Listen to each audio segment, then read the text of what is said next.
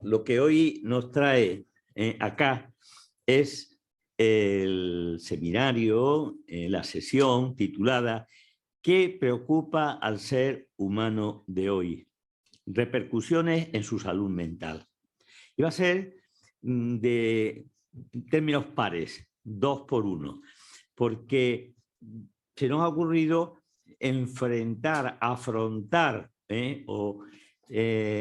unir al profesor Rodríguez Val, Paco, y al profesor Cano García, Javier, para abordar este tema, porque tiene dos vertientes, tiene dos perspectivas. La perspectiva metafísica, la perspectiva antropológica, de cómo es, por cómo se constituye, cómo funciona el ser humano de hoy. ¿Y cómo le va al ser humano ese comportamiento propio del pensamiento y las emociones que va generando en su vida?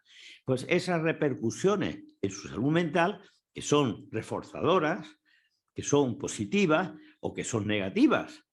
De esto vamos a hablar.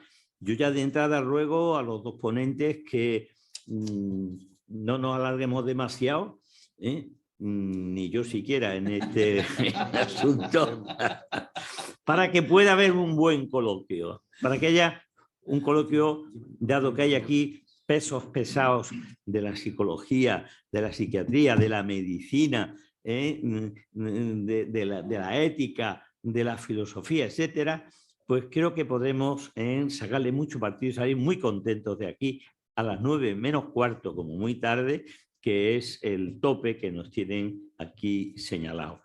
Yo estoy muy satisfecho de la sesión de hoy porque responde muy bien al título.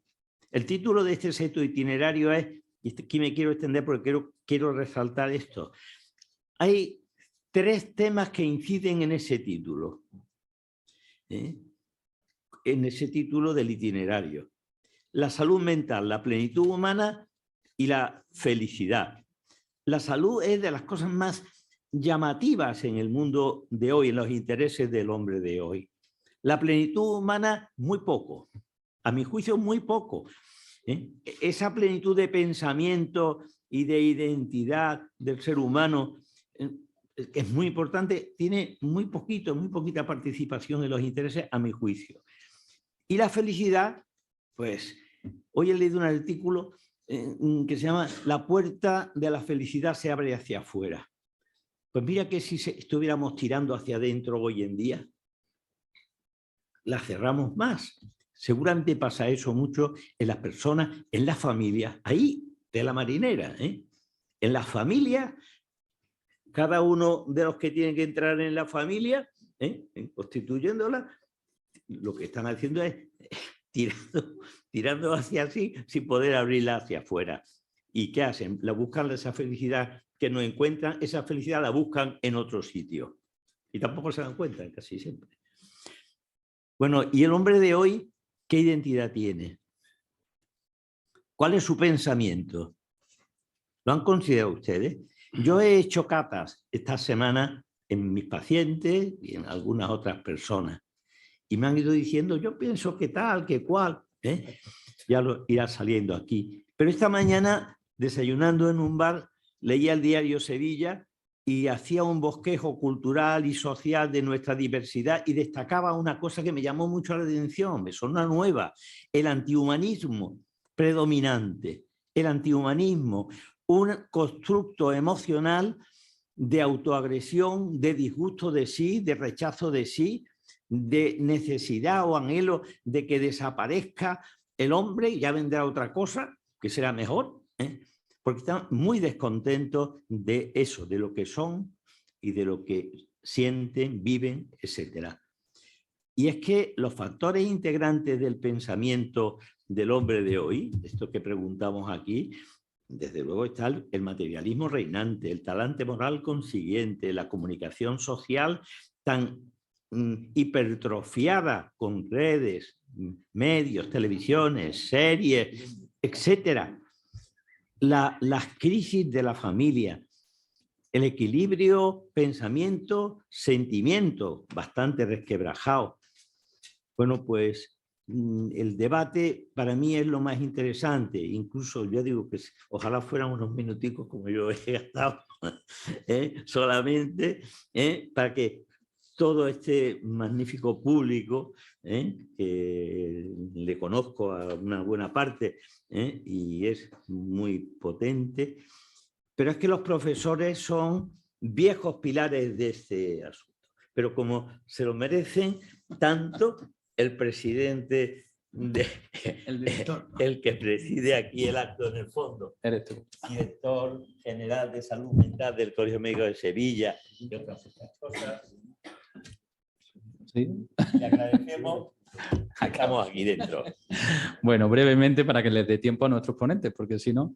Entonces, una vez oídas las palabras del presidente de la Sociedad Andaluza de Medicina Psicosomática, pues para mí es un honor presentar a dos grandes profesores de la Universidad de Sevilla, que además me honran con su amistad, con lo cual me siento doblemente gratificado. Agradezco en nombre del Colegio Médico de Sevilla la asistencia de las personas que han venido, que sé que muchos han tenido que dejar otros temas, y de los que nos estén oyendo a través de la vía telemática.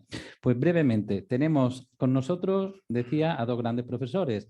Me he obligado a hacer un resumen en 7 puntos solos porque ambos tienen un currículum vitae que daría para mucho más que el tiempo que disponemos. Los 7 puntos son, en el caso del profesor don Francisco Javier Cano García, es doctor en psicología, profesor titular de universidad en el Departamento de Personalidad, Evaluación y Tratamientos Psicológicos de la Facultad de Psicología de la Universidad de Sevilla. Es el responsable del grupo de investigación CTS 111, que me explicará él exactamente las iniciales, en Psicología Clínica y de la Salud desde el 2021. Secretario de la Facultad de Psicología de la Universidad de Sevilla durante 4 años, del 2011 al 15. Director del Departamento de Personalidad, Evaluación y Tratamientos Psicológicos de dicha facultad de la Universidad de Sevilla, socio fundador, vocal de la Junta Directiva y miembro del Grupo de Trabajo de Psicología en la Sociedad Española Multidisciplinar del Dolor, SEMDOR, desde 2020, y otras membresías como miembro correspondiente de la Real Academia de Medicina y Cirugía de Cádiz en el año 2019, miembro y tesorero de la Sociedad Andaluza de Medicina Psicosomática desde el año 2001, más de 20 años, y miembro de otras numerosas sociedades científicas como la Sociedad Española de Medicina Psicosomática, Asociación para la Investigación de la Personalidad, Asociación Iberoamericana para la Investigación en Diferencias Individuales, la Sociedad Española del Dolor. Bueno, se hacen ustedes idea, ¿no? Y con el profesor Rodríguez Valls, pues me ha ocurrido lo mismo, ¿no? Él es profesor titular de Antropología Filosófica en la Universidad de Sevilla, donde se licenció en Filosofía con el premio extraordinario de carrera en 1985 y consiguió el cum laude en su doctorado en el año 88. Ha realizado estancias postdoctorales de investigación en universidades tales como Oxford, Glasgow, Viena, Múnich, la Técnica de Berlín. Entre las monografías, pues podemos destacar, ya digo que hay más, La mirada en el espejo del año 2001, Antropología y utopía en el año 2009, El sujeto emocional 2015, Los orígenes del hombre en el 2017, ¿Qué es la antropología? Eso se lo agradezco especialmente para poder entender mejor las cosas en el 2020. Ha traducido obras de autores como Thomas Reid, Del poder, en el 2005, y de Thomas Nagel, La mente y el cosmos, en el 2014. Es responsable también del grupo de investigación Naturaleza y Libertad de la Universidad de Sevilla. Ha sido profesor visitante en varias universidades de toda Hispanoamérica, tanto Colombia, México, Perú, y académico correspondiente de la Real Academia de Medicina y Cirugía de Cádiz también. Ya sin más, para que vean ustedes que tenemos la suerte de contar con ellos, pues les dejamos para lo que ellos estimen oportuno. Muchas gracias. Muchas gracias. Quería en primer lugar, y como no puede ser menos, porque es de bien nacidos ser agradecidos, agradecer al Colegio de Médicos, agradecer a su director general de Salud Mental, el doctor José Ignacio del Pino, que también me honra con su amistad y es el que nos acoge en esta sede. al doctor Manuel Álvarez Romero, presidente de la Sociedad Andaluza de Medicina Psicosomática, y también al doctor Cano García, que me acompaña, y vamos a hacer un experimento curioso. No voy a hablar yo primero y después él. Vamos a hacer un diálogo entre los dos, que ya está preparado en la propia presentación de PowerPoint, para ver si el experimento sale bien o no sale. Bueno, vamos a intentarlo. Después de los agradecimientos, quería comentar lo siguiente antes de empezar a entrar con el estoque al tema.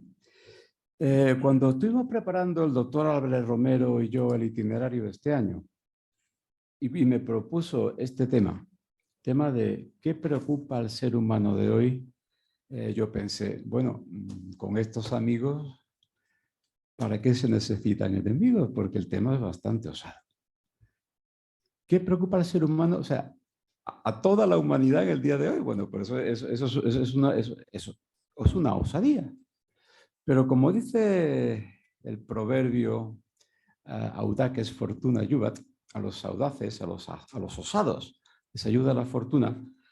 Y pensando también en que el poco pelo que me queda ya luce canas, y es tarea de la filosofía, una de sus principales tareas, comprender al hombre de hoy.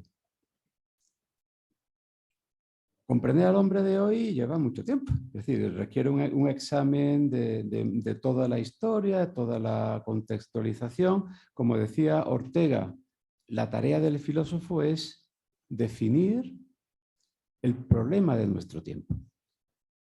O como decía Hegel, la tarea de la filosofía es elevar su época a concepto, es decir, comprender lo que pasa hoy en día. Pero claro, eso requiere muchos años de preparación. Y bueno, como digo, como ya luzco canas, pues, y llevo unos cuantos años estudiando filosofía, pues no vale mal, no vale poca cosa este primer intento que voy a hacer. Es la primera vez que hago este balance de qué comprende una persona que se ha dedicado a la filosofía durante 40 años sobre los problemas del ser humano de hoy. En segundo lugar, quería hacer una advertencia. Evidentemente voy a contextualizar no a toda la humanidad, sino a lo que le interesa al ser humano occidentalizado, y además en tendencias sociológicas. A lo mejor uno dice, ustedes cuando yo acabemos el doctor Cano y yo, puede decir, bueno, pero ¿y de mi problema qué? Eso, siempre hay alguno que después de un tratamiento general dice, bueno, ¿y de lo mío qué? Pues bueno, es que estos son tendencias sociológicas, ¿no?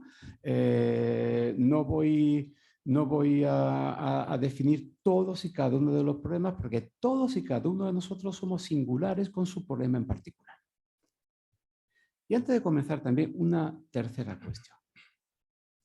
En la pregunta ¿qué preocupa al ser humano de hoy? Vamos a intentar calar un poco hondo, porque es obvio que lo que le preocupa al ser humano de hoy, especialmente en estos últimos días, es la canción de Shakira sobre Piqué. Está claro. Al menos nos entretendrá 2 o 3 días.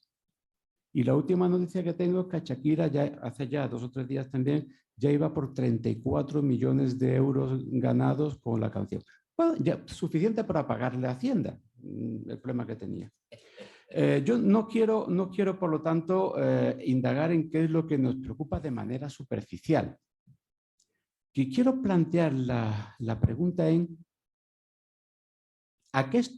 ¿por qué estamos dispuestos a dar la vida en nuestra sociedad actual? Es decir, ¿qué es lo que nos preocupa de tal forma que estamos dispuestos a renunciar a muchas cosas por conseguirlo? Evidentemente, uno puede prescindir de la canción de Shakira, pero de otras cosas no. ¿Cuáles son esas cosas? Es lo que quiero preguntar. Y quería, ya como tema de preámbulo, decir que mi argumentación va a estar enmarcada por 2 ideas. Primero, ustedes me dirán, bueno, esto es muy filosófico, muy abstracto, pero ya verán ustedes lo que quiero decirles y con las tesis principales que voy a formular. La primera es, ¿de qué tiempo humano estamos hablando? Y generalmente, cuando uno habla de la idea de tiempo, que es fuerte, hay mucha consideración sobre el tiempo, física, existencial, matemática, solemos pensar en una línea, la flecha del tiempo. No es ese el tiempo que vive el ser humano. También se suele, en las teorías sobre el tiempo, se suele hablar también de un tiempo circular, lo que se llama la teoría del eterno retorno, ¿verdad? Eso lo conocen ustedes, quizás no lo han pensado mejor con detenimiento, aunque autores lo sostienen, pero les suena. El tiempo que yo propongo como propio del ser humano, y es el que vamos a estudiar y el que va a sustentar las tesis que voy a explicarles, es un tiempo helicoidal. Ahí tienen ustedes la imagen de una hélice. Es el movimiento como un muelle. O sea, el diccionario define el movimiento helicoidal como un movimiento de rotación en torno a un eje dado con un movimiento de traslación a lo largo de ese mismo eje. Fíjense ustedes si no es propio del ser humano la repetición en ciclos. Las estaciones. Todos los años hay una primavera, bueno, en ciertas latitudes, un verano, un otoño, un invierno. Todos los años, para los que tengan alguna creencia litúrgica, se repite el ciclo de la liturgia. Desde el Adviento, la Navidad, la Semana Santa, todos los años. Pero fíjense, en todas las primaveras canta el pájaro, el ruiseñor. Pero nunca es el mismo ruiseñor el que canta ese canto.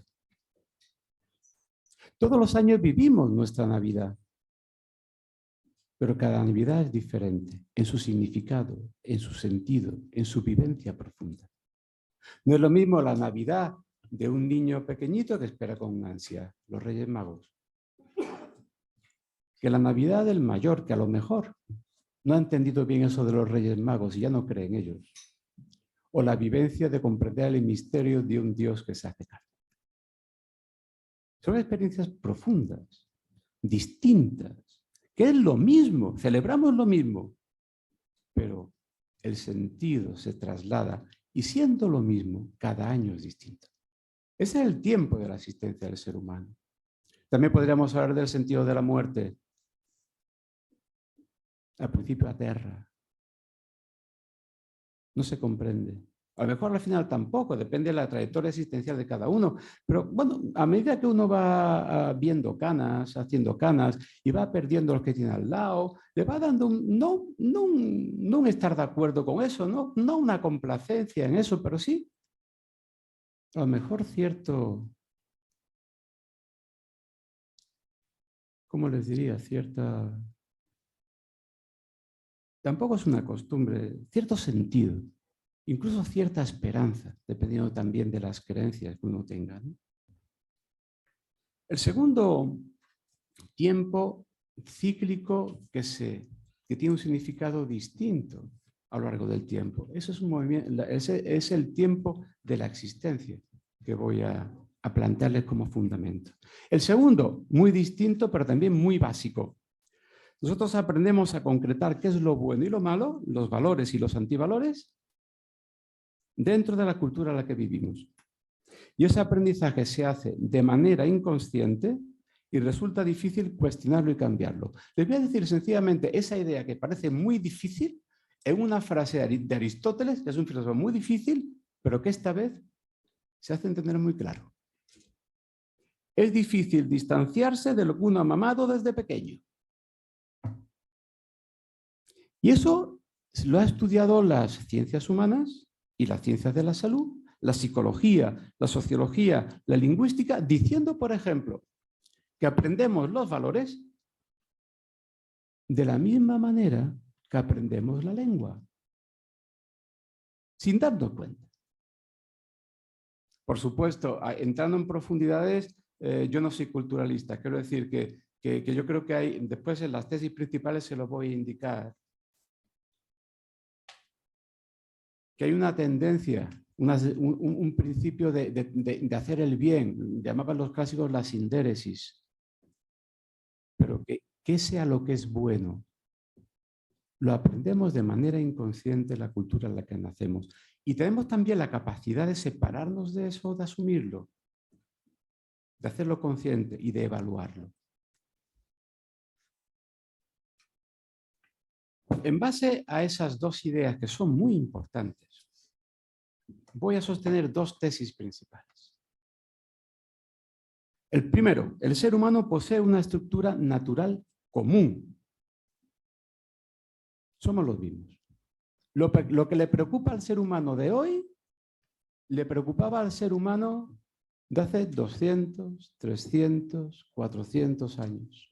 Ahora bien, en unas circunstancias, en un giro de la hélice completamente diferente. No sé si me explico, si me estoy haciendo entender, ¿no? El ser humano es el mismo. Sus tendencias, lo que necesita, es la misma.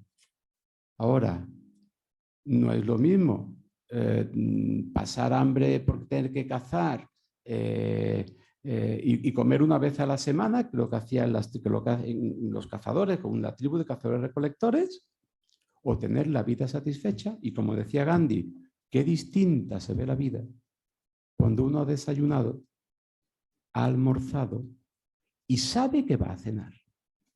El paleolítico no lo tenía tan claro. Tampoco en muchos sitios del mundo se sabe eso. Nosotros sí lo tenemos. Por tanto, nuestras preocupaciones son otras, pero somos el mismo ser humano. Y voy a indicarles ya lo que le preocupa al ser humano de todos los tiempos en 4 pequeños textos. Esa naturaleza humana, esa preocupación, ¿en qué consiste? Aristóteles, de nuevo vuelve a salir el filósofo, en la Ética Nicómaco. Afirmación general, válida para todos los tiempos. Todos los seres humanos buscan por naturaleza la felicidad. Claro. El problema es que Aristóteles también se da cuenta de que ese término es tan complejo que el resto de la Ética Nicómaco va precisamente sobre qué se entiende por felicidad. Y por felicidad evalúa muchas cosas, el placer, el dinero, la fama, la virtud. ¿Y qué se entiende por virtud? O sea, que eso de que sea la felicidad, eso podemos coincidir. Pero que sea en concreto, eso necesita mucha evaluación. Y pasemos en concreto, para seguir siguiendo con este recorrido histórico de este interés general por la felicidad, de que es lo mismo lo que sienten, desean los seres humanos de todas las épocas, con un texto del siglo XVII. Concretamente un texto de un filósofo que quizás ustedes conozcan menos, que es Spinoza. Dice lo siguiente, en una obra que se llama Tratado de la Reforma una de las obras de juventud de Spinoza. Tratado de la Reforma del Entendimiento. De lo más frecuente en la vida, lo que los hombres, según puede inferirse de sus acciones, consideran como el bien supremo, se reduce, en efecto, a estas 3 cosas. Riqueza, honor y placer sensual. Miremos a nuestro alrededor.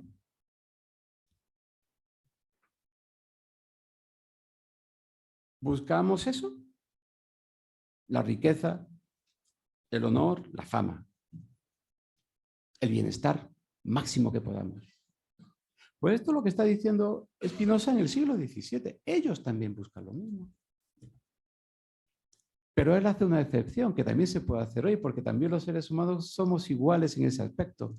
Él habla de una 4ª posibilidad. Pero habla de una 4ª posibilidad como si fuera, voy a decirlo en terminología escriturística, como si fuera un resto de Israel. Unos pocos, mientras el resto busca el placer la riqueza y el honor, hay algunos que piensan que hay otro sentido en la vida del ser humano, que es el conocimiento. Y Spinoza dice, bueno, los hombres, casi todos los seres humanos buscan eso, pero hay unos poquitos, y Spinoza se considera de ellos, que buscan conocer, pensar, decidir sus fines, fuera de esas apariencias que él veía también que no daban la felicidad. ¿Por qué? Porque encontraba a gente que tenían toda la riqueza, todo el honor y todo el placer, y eran unos auténticos desgraciados. Y hoy también los encontramos. Gente que tienen lo que todos aspiran, Whitney Houston, Michael Jackson, Amy Winehouse, por poner algunos de los que tenían todo y se suicidaron. Hay fallar. Bien, Spinoza hablando, el Spinoza maduro. Al final de la ética, del tratado, del libro más importante que tiene, que es la ética demostrada según el orden geométrico, dice lo siguiente. Es un texto más larguito, pero es lo que, como diciendo, bueno, estos tres, la gente busca estos tres fines, pero ¿y la gente que busca el conocimiento, qué consigue? Se lo leo rápidamente porque el texto es claro. Si con esto concluyo, es el final justo de la ética, de un libro que ha dado mucho que hablar en toda la tradición del pensamiento occidental. Con esto concluyo todo lo que quería mostrar acerca del poder del alma sobre los afectos y la libertad del alma. En virtud de ello, es evidente cuánto vale el sabio y cuánto más poderoso es que el ignaro, del ignorante, que actúa movido solo por la concupiscencia. Pues el ignorante, aparte de ser zarandeado de muchos modos por las causas exteriores y de no poseer jamás el verdadero contento de ánimo, vive, además, casi inconsciente de sí mismo, de Dios y de las cosas. Y tan pronto como deja de padecer, deja también de ser. El sabio, por el contrario, considerado en cuanto tal, apenas experimenta conmociones del ánimo, sino que consciente de sí mismo, de Dios y de las cosas, con arreglo a una cierta necesidad eterna, nunca deja de ser, sino que siempre posee el verdadero contento de ánimo, la felicidad. Si la vía que según he mostrado conduce a ese logro parece muy ardua, es posible hallarla. Sin embargo, y arduo, ciertamente debe ser lo que tan raramente se encuentra. Fíjese cómo acaba. En efecto, si la salvación estuviera al alcance de la mano y pudiera conseguirse sin gran trabajo, ¿cómo podría suceder que casi todos la desdeñen? Pero todo lo excelso es tan difícil como raro. Merece la pena, pero pocos se acercan a eso. Y el último texto, este del siglo XVIII, de Rousseau, que se encuentra en el discurso sobre el origen de la desigualdad entre los hombres. Vean a ver si el tiempo no es como un muelle, que es lo mismo que deseamos en distintas circunstancias. Dice Rousseau en el siglo XVIII, nuestra época se caracteriza, en Ginebra, siglo XVIII, por confundir placer con dicha, ciencia con sabiduría y fama con virtud. Creo que no necesita más comentarios. Vamos a dialogar y le paso la palabra al doctor Cano García. Bien, pues me presento ahora. Tengo que hacer los agradecimientos, aun cuando ha pasado un ratito, a los organizadores del evento, que los tenemos ahí a nuestra derecha, al doctor Álvarez y al doctor José Ignacio El Pino. Muchas gracias a ustedes por estar ahí, a los que están también en casa, mucha gente. La verdad es que es para estar contentos.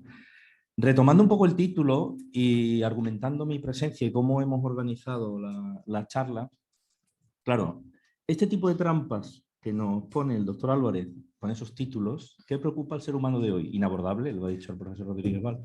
Y lo que viene después, que es de lo que yo tengo que hablar, repercusiones en la salud mental, pues también es inabordable, es prácticamente imposible hablar de ello, ¿no? Entonces, antes de empezar a hablar, cuando preparábamos la charla, el doctor Rodríguez Val y yo, pensamos que mi intervención podía ser intentar buscar una traducción a lo que tan brillantemente viene exponiendo él, en cómo los psicólogos, que nos dedicamos a una actividad que baja muchas veces no a la tierra y tenemos que asesorar, tenemos que ayudar, tenemos que orientar a las personas a nivel práctico, cómo eso lo articulamos, cómo traducimos eso, cómo lo articulamos, y también un poquito de la evidencia empírica que aportamos, que eso es lo que nos caracteriza, y la tecnología que utilizamos. Por eso esa primera diapositiva que tienen ahí, bueno, he de empezar diciendo que los psicólogos sabemos bastante menos de felicidad. Sabemos bastante menos, llevamos mucho menos tiempo estudiando la felicidad. Evidentemente ha habido otros antes, como los autores que ha citado el profesor Rodríguez Valls, que nos orientan, y desde luego esa teoría que tienen ahí, que es una teoría de felicidad, aunque los psicólogos no nos atrevemos a decir llamar felicidad a la felicidad, le ponemos nombres más neutrales, como bienestar psicológico. Eso sería una teoría de bienestar psicológico, aunque yo he puesto ahí que es de felicidad. Es verdad que decía que no tenemos muchas porque en nuestra corta vida, es decir, el siglo pasado, básicamente, nos hemos dedicado más bien a intentar ayudar en el sufrimiento, en los síntomas, en los problemas, y parece que hemos hecho una psicología en negativo, ¿no? Una psicología negativa. En ese sentido, pues podemos decir, con controversia y todavía faltándole trayectoria, pero con unos buenos cimientos, podemos hablar de que sí existe una psicología positiva, que es en la que yo pensé desde que planificábamos la charla para presentar un poco en qué consiste esto de la psicología positiva como ciencia, que desde luego no se ocupa de valorar, eso corresponde a otras disciplinas, sino de describir qué es aquello que resulta positivo desde un punto de vista psicológico y para la salud, y estudiar y aportar teorías, tecnología y evidencia empírica. Entonces les decía que ese modelo, que puede ser el más famoso, a ver, no hay muchos más, hay 2 o 3 modelos psicológicos con evidencia empírica de felicidad, y ese podría ser el más significativo. También lo es su autor, que se llama Martin Seligman. Es casi imposible que no hayan escuchado hablar de Martin Seligman, porque es uno de esos profesionales académicos reputados que trasciende al ámbito académico, y por tanto es bastante fácil de haber leído algo sobre él, ¿no?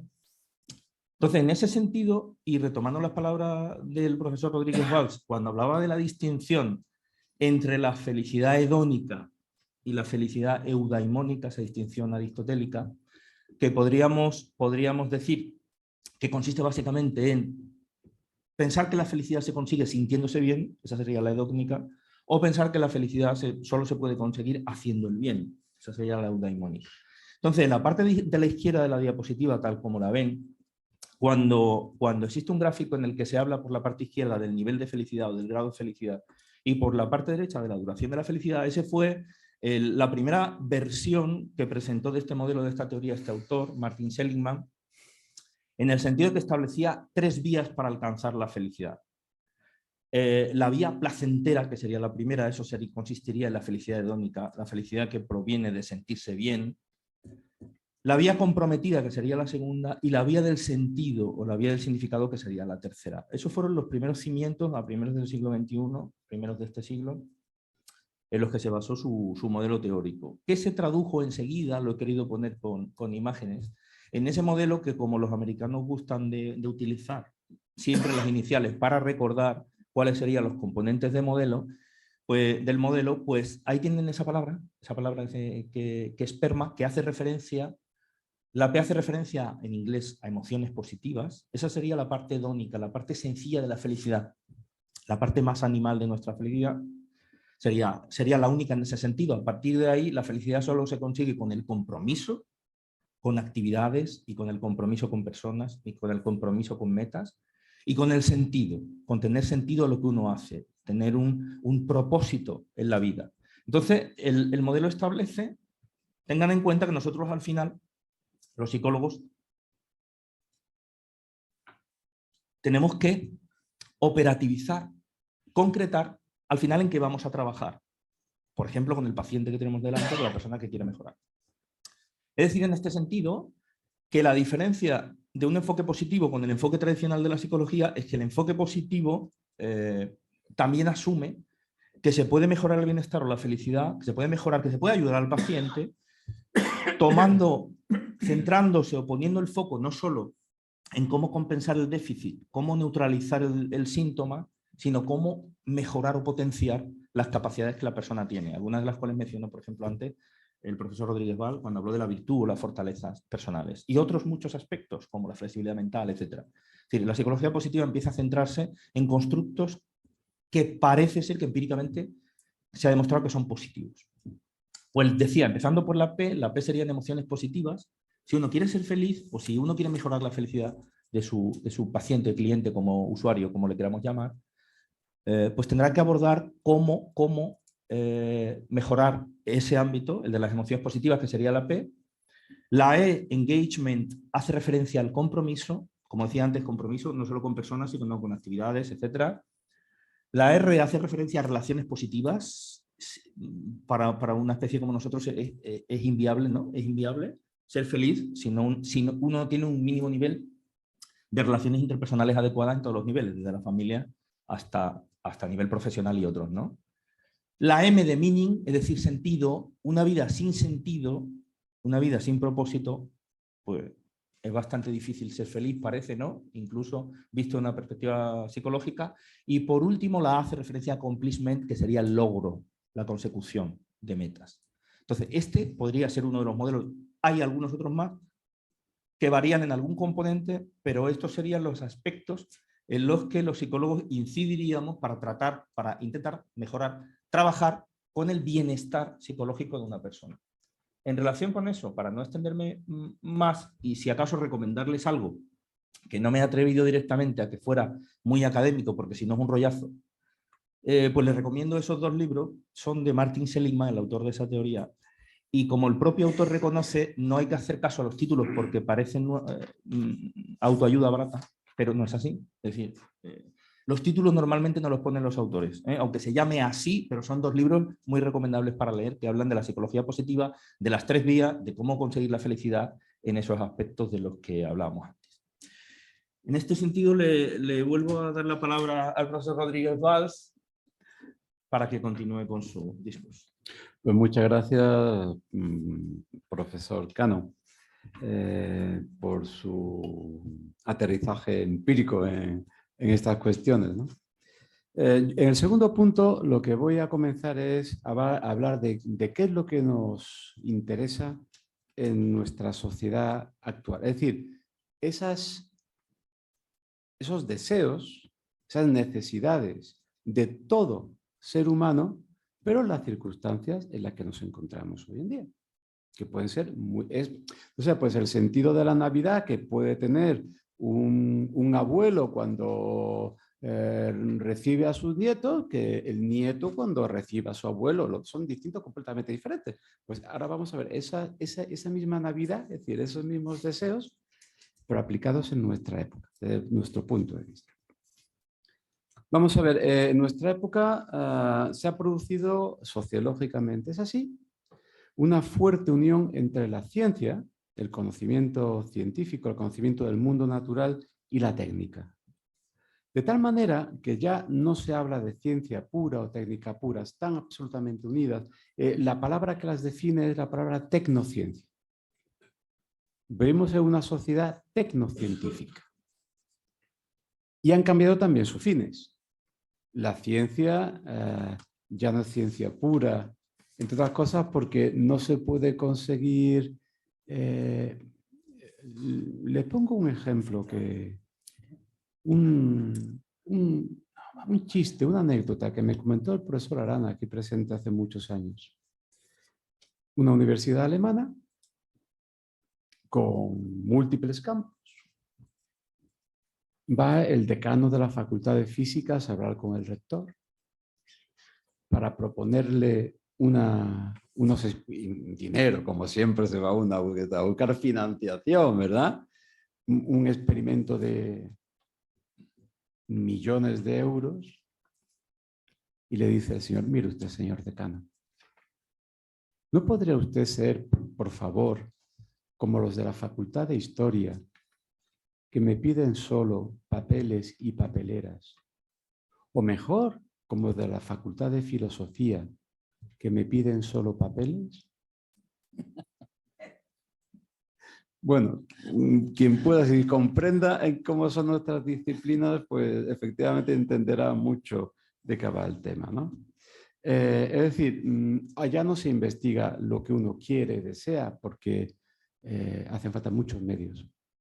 De tal manera que uno consigue financiación privada o pública, o lo que tenga que investigar no se investiga. En ciencias empíricas, por supuesto. Hay una anécdota de un sociólogo importantísimo, Niklas Luhmann, que en una universidad americana lo nombraron profesor y por tanto jefe del grupo de investigación. Y las universidades americanas funcionan con objetivos y con presupuestos. Y el objetivo importante va acompañado de un presupuesto importante. Luhmann propuso su proyecto de investigación de la siguiente manera. Objetivo: cambiar los fundamentos de la sociología. Coste: 0. Sonrisa del rector y, por supuesto, lo consiguió. Quiero decir, nuestros campos de estudio no necesitan grandes aparatos. Hace falta efectivamente pues técnicas de estudio de campo, etcétera, pero se pueden conseguir sin grandes presupuestos. Pero la ciencia natural no. La ciencia natural y la tecnociencia está ahora, para conseguir financiación, puesta al servicio del bienestar social. De tal manera que ha surgido en el siglo XX algunas palabras interesantes y que antes no existían. La palabra política científica.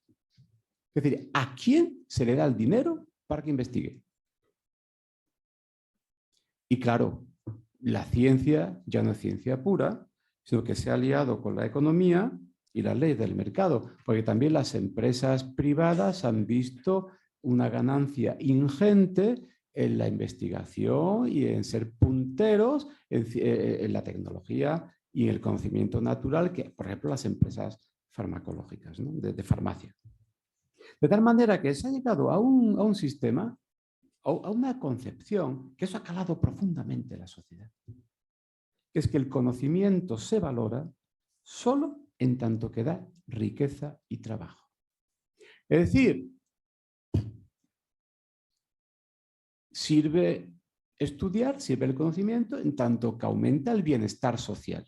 Y lo demás es una inutilidad que no es necesaria fomentar, que es necesario tenerlo quizá como algo residual, pero no darle suficiente importancia. De tal manera que en nuestra sociedad tecnocientífica, el bienestar se mide por la riqueza. Refrán. He sido un poco quijotesco en estas cosas, un poco Sancho Pancista y pongo todo con refranes. Tanto tienes, tanto vales. Y además, mientras más se produce, mientras más tienes, más aumenta la costa de bienestar. Por lo tanto, si la financiación es privada y la competencia es brutal, pues mientras más poderoso se sea en la competencia, más ganancia, más éxito, etcétera, etcétera. De tal manera que fíjense, y ahora voy a concretar en el modelo antropológico. La riqueza es la clave del éxito y de la excelencia humana. Y su ideal de ser humano es, eso lo pongo en inglés, es muy fácil, self-made man.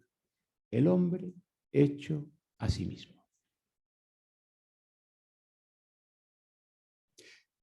Es decir, aquel que es capaz de afirmar, no le debo nada a nadie. Eso se escucha mucho. Además, cuando uno coge además cierta visceral en las conversaciones con los amigos, con la gente, que mire usted, que yo no le debo nada a nadie.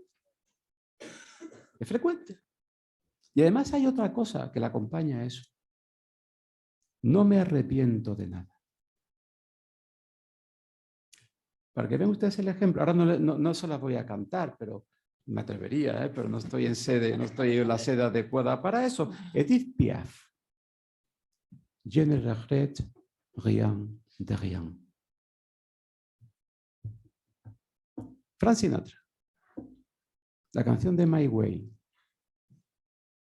Regrets, I have a few, but too few to mention. ¿Cosas de qué lamentarme? ¿De qué arrepentirme? Muy pocas. Algunas, pero tan pocas que no tengo ni que nombrarlas. Y claro, Frank Sinatra y Edith Piaf se cantan tanto, salen tanto, que ha calado tanto, que bueno, que no me arrepiento de nada. Y miren ustedes, yo no sé, ahora hablemos del motivo de eso. Quizás el que está equivocado soy yo. Pero yo, miren ustedes, le debo tanto a tanta gente. Y me arrepiento diariamente de tantas cosas, que la diferencia entre Edith Piaf y Frank Sinatra, evidentemente ellos han triunfado y yo no. O Shakira, que gana 34 millones con su canción de cuando hasta que lo dejé. Pero no sé quién tiene realmente razón. Si ellos al no deber a nadie o no arrepentirse, o yo arrepintiéndome de tantas cosas y debiéndole tanto a tanta gente. Le voy a poner un nombre al self-made man, apelando además a la doctrina social de los pontífices. Porque ellos condenan en las últimas, desde el siglo XIX, desde la Rerum Novarum hasta hoy en día, condenan por igual por atentar tanto contra la dignidad humana, tanto al comunismo, como al, ahí le pongo la palabra, americanismo. Generalmente uno suele fijarse en lo que es el comunismo. ¿Por qué? Porque evidentemente ha sido una fuerza de revolucionaria, es decir, a través de la violencia. Pero una vez que el comunismo, voy a hacer, si se lo digo, si lo analizamos despacio, les voy a decir una barbaridad. Si analizáramos muy fino, yo diría que negaría la mayor que les voy a proponer. Ahora el comunismo parece que está menos considerado. En la superficie, de fondo hay mucha profundidad, ¿eh? Tenemos que fijarnos más en la segunda parte de la condena de los papas, el americanismo. Fijaros, que ha pasado desapercibido. ¿Qué es el americanismo? El self-made man, no le debo a nadie, no me arrepiento de nada, y consecuencias que veremos después inmediatamente en la siguiente diapositiva. Es decir, trabajo más riqueza igual a éxito, igual a virtud y excelencia humana. Eso es una ecuación que me parece que muchos podríamos coincidir en ella. Ahora bien, una advertencia. En una sociedad competitiva, pocos ganan y los demás fracasan. Y el ideal, la norma, es la excepción. Quiero decir, por poner un ejemplo, voy a hacer una especie de micromachismo. El ideal del 90, 60, 90, ¿no?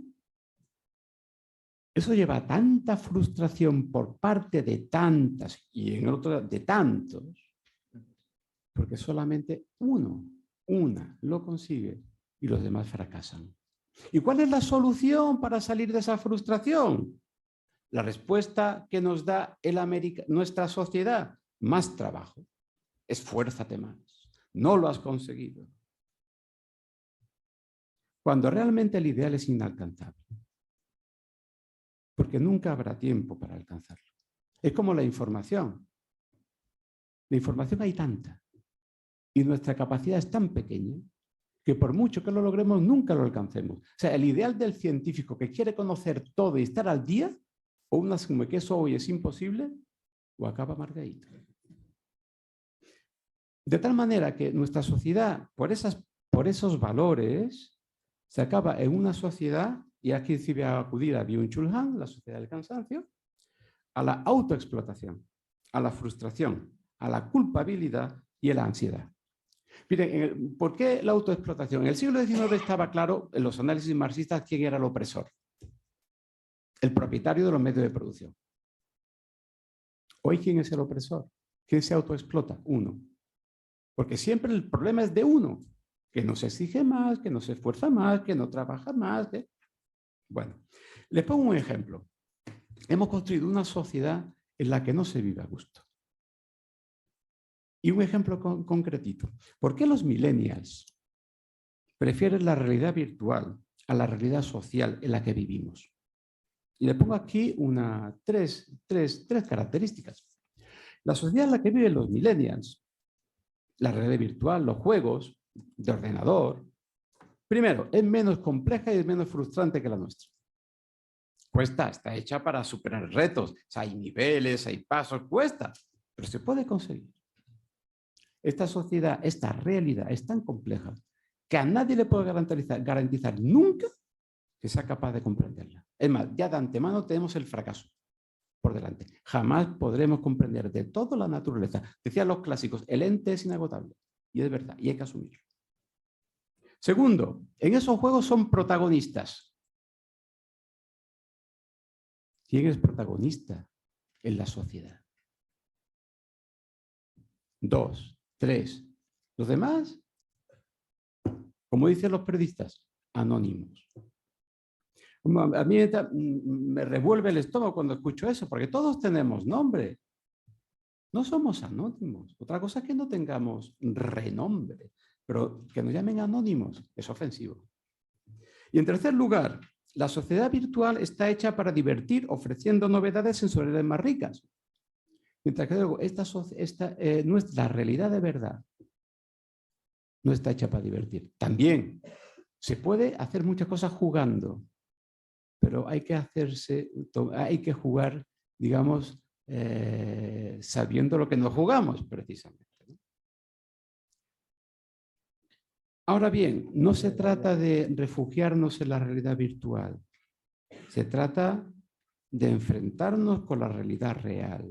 ¿Y cuál es el problema que a mí me parece que tenemos? Ya voy analizando, concluyendo. ¿Cuál es el problema que tenemos en nuestra sociedad? La auténtica bomba que se produce en nuestro tiempo. El último punto lo señala. Es una sociedad en la que se produce una exaltación extrema del ego junto con un profundo desconocimiento de sí mismo. No se procura el autoexamen, saber quiénes somos. Sí, se nos dice autoestima. Valórate. Yo soy lo más importante, yo soy el ombligo del mundo. Pero nunca nos preguntamos quién soy. Y creerse el centro del mundo sin saber qué es el mundo ni el centro del mundo es una bomba de frustración, una bomba de depresión, una bomba de agresividad, que bueno, salgamos a la calle, miremos a nuestros compañeros de trabajo, la delicadeza, el buen trato, que es lo que prima hoy en día, ¿verdad?, nuestra sociedad contemporánea. Le di la palabra de nuevo al profesor Cano García. Gracias, Paco. En este punto, claro, a nivel de repercusiones en salud mental, desde el primer momento en que se produce una demanda que siempre va a ser excesiva para el ser humano de hoy, eso lo llamamos estrés. El estrés es la antesala de los problemas de salud en general, incluyendo la salud mental. Por tanto, mientras Paco iba hablando y en el tiempo que preparamos la charla, se me ocurrieron montones de problemas específicos relacionados con esto. Pero en general él ha apuntado alguno, él ha apuntado depresión, él ha apuntado ansiedad. Pero pensé, para poner un ejemplo de problema moderno y muy específico, podía haber, por ejemplo, hablado del narcisismo, ¿no? Lo ha introducido, ¿no? El narcisismo y los problemas que produce. Pero quizá pensé, ¿no?, teniendo en cuenta que él ha introducido un poco la mentalidad por la que nos movemos y esa autoexigencia que es del todo capitalista, ese gen capitalista que tenemos todos de producir y ser lo mejores posible, que nos lleva, por ejemplo, a padecer esas cosas que se inventan modernamente como el síndrome del impostor, que ocurre a nivel académico cuando la persona siente que no está a la altura del rol o la imagen que proyecta con respecto al entorno en el que se mueve. Síndrome del impostor, no había noticias de eso. Probablemente ocurría a lo largo de la historia, pero ahora ocurre mucho. Eso está súper conectado con ese nivel de exigencia del que hablamos. Cuando Paco hablaba de riqueza, riqueza en todos los sentidos, también en el sentido intelectual. O sea, se nos pide que lleguemos al máximo en todo.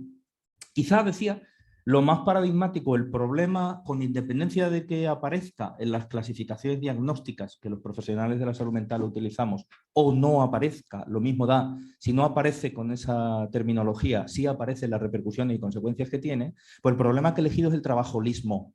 Esta traducción de trabajolismo me la enseñó un estudiante. Porque yo me quedé en la personalidad tipo A o en el patrón de conducta tipo A, es decir, una persona adicta al trabajo.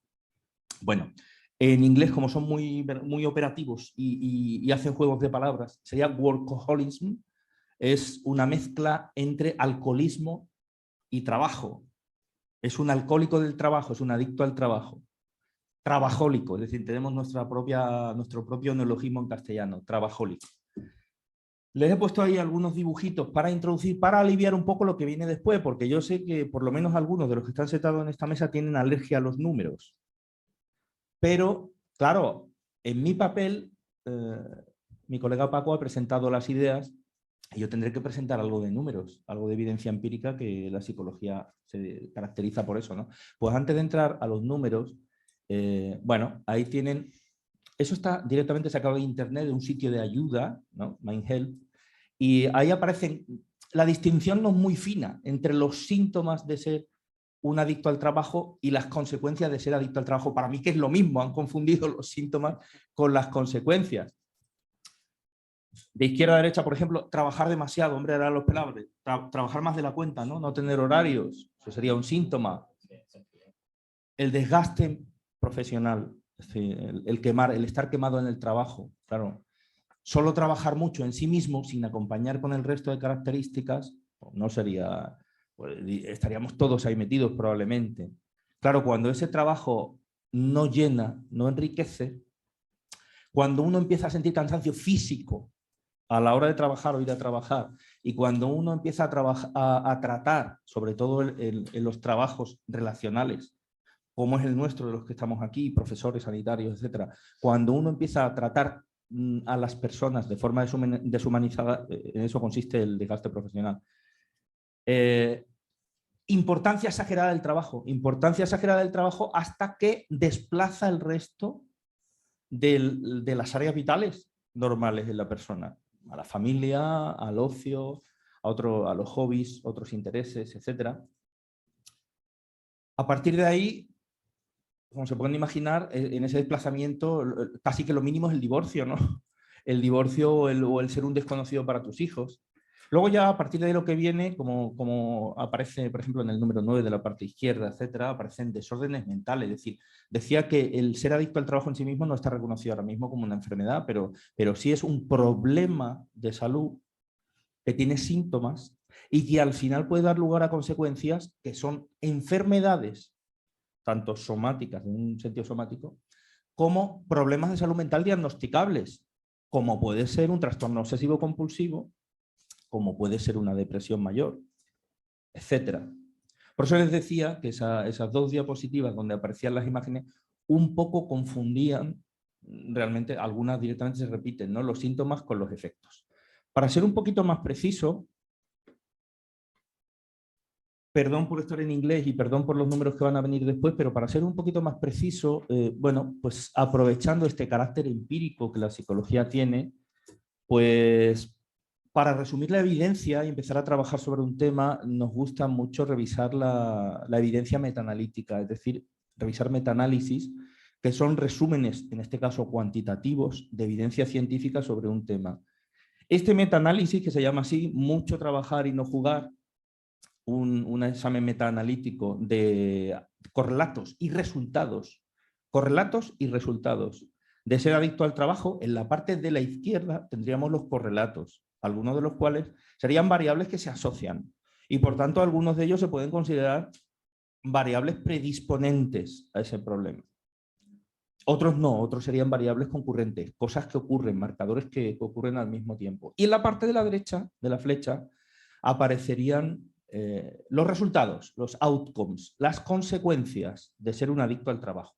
En esta primera diapositiva, aparte de los términos, que solamente destacaré algunos que me interesan especialmente, entre paréntesis aparece un signo más o un signo menos. El signo más hace referencia a que ese constructo, ese concepto, se asocia positivamente con ser adicto al trabajo y el signo menos con que se asocia negativamente. Si estamos en la parte de la izquierda, por tanto, si aparece positivamente, significa que eso es un factor de riesgo para ser adicto al trabajo. Por deformación profesional, en vez de destacar los que vienen en la parte de abajo, donde está subrayado hacia abajo, que se refieren al ámbito del trabajo, y lo hacen porque este artículo, esta revisión sistemática, está publicada en una revista de negocios o del ámbito de la psicología organizacional y del trabajo. Como decía, por deformación profesional, la parte de arriba hace referencia a variables de personalidad. Entonces, si yo soy perfeccionista, ¿verdad, don Manuel Álvarez? Si soy perfeccionista, eso es un factor de riesgo para convertirme en un adicto al trabajo. Si soy una persona, bueno, aparecen constructos, ahí se mezclan constructos que están bien consolidados, como ser perfeccionista, con otros que tienen que ver más con comportamiento, como el que viene debajo, que es ser muy poco capaz, está relacionado con el perfeccionismo, sería una faceta, ser muy poco capaz de delegar tareas cuando trabajo en equipo. Eso es muy propio del perfeccionista. No, ya lo hago yo, me cuesta menos trabajo. Y además lo hago mejor, porque tú no lo vas a hacer como yo lo hago. Eso es un factor de riesgo. La personalidad tipo A, que para mí es un concepto más antiguo, de los años 70. De eso es lo que se descubrió que el comportamiento tenía mucho que ver con la salud, ¿verdad? Porque la personalidad tipo A se asoció con problemas coronarios, igual que otros problemas de salud en su momento. Entonces empezaron a estudiarse los diversos componentes que la personalidad tipo A tenía, etc. Podríamos resumirlo en que la personalidad tipo A describe una persona que estaría bastante próxima a lo que es ser adicto al trabajo. Y luego, el componente emocional de la personalidad. La personalidad básica,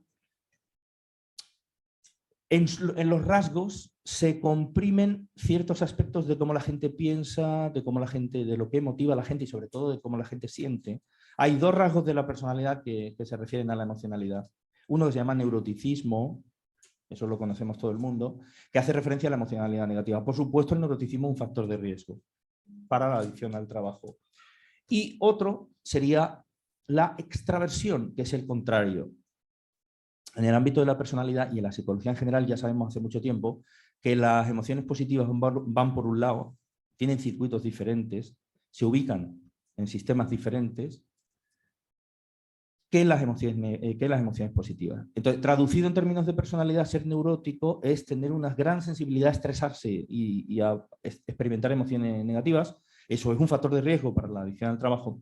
Y por otra parte, ser extravertido, que es tener una gran facilidad para experimentar emociones positivas, entre otras cosas, pues también es un factor de riesgo en este caso. Es decir, ser una persona muy emotiva es un factor de riesgo para ser un adicto al trabajo. En la parte de la derecha veremos después, un poco más pormenorizadamente, cómo se ha podido demostrar empíricamente que la adicción al trabajo tiene consecuencias en la salud. Tiene consecuencias en la salud. Las que aparecen arriba cuando habla de resultados en el trabajo hacen referencia a consecuencias en el trabajo que tienen que ver con la satisfacción, con el estrés que se experimenta. Las que vienen después hacen referencia a consecuencias a nivel familiar, que, vamos, después del nivel individual, evidentemente es el que termina más afectado. Y las que vienen después hacen referencia a consecuencias a nivel del individuo y en ellas se incluyen problemas de salud física y problemas de salud mental. Entonces les decía que pido perdón por esta diapositiva, pero no vale, por lo menos en psicología, no vale decir esto se asocia con tal cosa, hay que decir cuánto, hay que valorar la importancia que tiene. Por ejemplo, se sabe que el peso de ser optimista en la salud global de una persona es sobre un 10%. Es muy importante saberlo del 10%, porque quizá no merezca mucho la pena intentar esforzarnos tremendamente en que una persona sea más optimista de lo que es, ¿verdad? Entonces es importante el número. Para eso nos sirven los estudios metaanalíticos como estos. La columna de N hace referencia al número de personas, que como ustedes ven son miles, y por tanto también nos da una idea de la importancia de la evidencia, del peso de la evidencia que tiene ese resultado. No es lo mismo una evidencia sobre, ahí se ven, por ejemplo, la satisfacción con las relaciones se basa en haber estudiado a 757 personas. No va a ser lo mismo que la evidencia que tiene las consecuencias a nivel de salud física de ser adicto al trabajo, que ese resultado se basa en haber estudiado a 11.093 personas. Esa es la primera columna a la que quería hacer referencia. La segunda columna simplemente es el número de estudios, ya menos importante. Y lo importante es la última columna. Me he permitido señalarles los resultados que son más significativos. Para eso sí nos sirven los números. Como estamos hablando de un coeficiente de correlación que es pues es simplemente un estadístico de asociación que se puede entender porque va de -1 a 1. Entonces, existen, matemáticamente hablando, formas de entender la importancia que tiene esa asociación, de tal manera que cuando está próxima al menos a 0,50, sea en negativo o en positivo, podemos decir que ese efecto, esa relación entre esas variables, nos la podemos tomar bastante en serio. Es considerable, no es lo mismo que no haya, por ejemplo, que algunas de las que aparecen ahí, que son 0,12. La primera que aparece es el estrés laboral. Si ven ustedes ahí, 0,55, estrés laboral. Lo que más se asocia con ser adicto al trabajo, encima que uno es adicto al trabajo lo pasa mal en el trabajo, ¿verdad? Sufre estrés laboral. Eso es lo primero, a nivel de consecuencias en el ámbito del trabajo. A nivel de consecuencias en el ámbito familiar, lo que aparece es desafección conyugal. Es decir, no llevarse bien, separación, no entenderse, distanciamiento con la pareja. 0,55. Al mismo nivel, es decir, un nivel que hay que considerar serio para abordar, porque es 0,55. Lo siguiente que aparece es un conflicto entre el ámbito laboral, es de perogrullo, pero es cierto, entre el ámbito laboral y la vida familiar, que está casi en ese nivel, que es casi 0,50. Y en la parte de abajo, por supuesto, una correlación brutal, es decir, el que aparezcan indicadores de que una persona puede estar aproximándose a esa categoría que llamamos adicción al trabajo, nos alerta de que si esa persona no está próxima a quemarse en el trabajo, le falta un cuarto de hora, lo va a hacer porque el coeficiente también es alto. Y por último, tanto a nivel de salud física como a nivel de salud mental, también los tamaños de efectos son moderados y por tanto considerables. Aquí, como estamos en un entorno psicosomático, no diferenciamos salud física de salud mental, ¿verdad?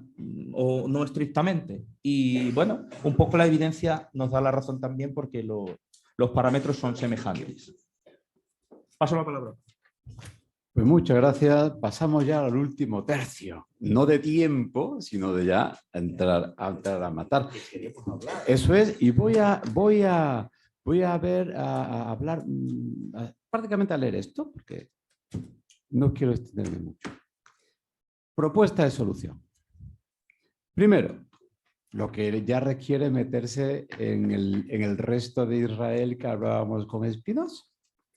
Cuestionar, sin pensar, los valores que la sociedad tecnocientífica mantiene como ideal humano. Por ejemplo, fomentar la cooperación frente a la competencia. Segundo, sustituir la vida activa, el activismo, el americanismo, no por la vida pasiva, por la dejadez, el pasotismo, el aislamiento, sino por la vida contemplativa. ¿Qué significa eso? Están en negrita dos palabras. Pensar fines, o dicho de lo mismo, buscar sentidos. Y no solo calcular medios para los fines que nos imponen. A veces se entiende por inteligencia la resolución de problemas. No es así. Porque resolver problemas significa poner fines, calcular los medios, establecer un algoritmo para llegar a una finalidad que puede habernos dado otro. Aquí lo que se trata no solamente es una inteligencia que calcula los medios para alcanzar un fin, sino una inteligencia que se cuestiona, que se crea sus propios problemas. En el buen sentido de la palabra, en el sentido negativo de eso, por supuesto. Tercera cuestión. Cuestionar el modelo del self-made man, el americanismo. ¿Por qué? Porque si no le debo nada a nadie le tengo nada que agradecer. Y hay una cuestión ahí. ¿A quién le debe sus cualidades naturales? El self-made man, sus valores y su lenguaje. ¿Por qué no es agradecido cuando sus cualidades naturales se las ha encontrado, sus valores se lo han recibido y su lenguaje se lo han dado? ¿Es agradecido? ¿Es de bien nacido ser agradecido? El self-made man no agradece nada. En cuarto, solución. Parte de la vida contemplativa. Retorno al interior. El redite ipsum de San Agustín de Hipona. Vuélvete hacia ti mismo. Una palabra, una sentencia filosófica mucho más antigua que está en el origen de la filosofía y que hemos olvidado completamente. Conócete a ti mismo. Pues quien conoce a sí mismo sabe lo mucho que ha recibido y agradece. Y mira dentro de sí y valora y agradece lo que ha recibido y concibe como mérito dar a otros lo que ha recibido. Es decir, en esa disputa, voy a ser muy breve, disputa teológica entre el mérito y la gracia. ¿Por qué no miramos lo que hemos recibido gratis y damos gratis lo que hemos recibido? ¿Por qué no entendemos la vida como don y por lo tanto algo por lo que dar gracias? Conócete a ti mismo. Nos lleva a eso. A que lo que somos, con lo que nos encontramos, no somos autocausados en ese sentido. Lo hemos recibido. Por lo tanto, apelando al término de Rousseau que vimos antes, entender la felicidad como buscar el sentido de la dicha, de la sabiduría y de la virtud.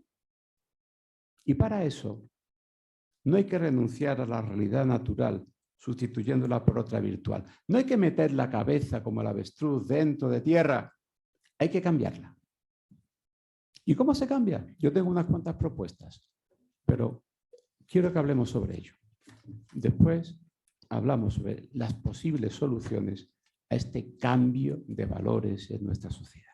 Y le cedo ya por último la palabra al doctor Cano García. De forma súper breve, para terminar, y es verdad, y tener el coloquio que quizás sea lo más interesante, no dado el tema, lo promueve, ¿no?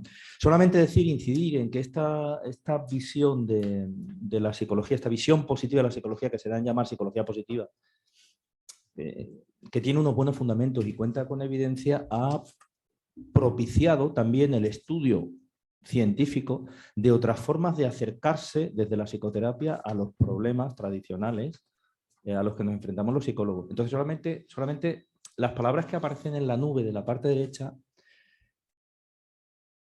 quizá no hubieran aparecido en las psicoterapias que utilizábamos en el siglo XX o muy poco, o serían psicoterapias un poco minoritarias. Hay que hacer aquí una salvedad, teniendo en cuenta, antes hablábamos de la necesidad de sentido y de propósito para llegar a ser feliz, ¿verdad?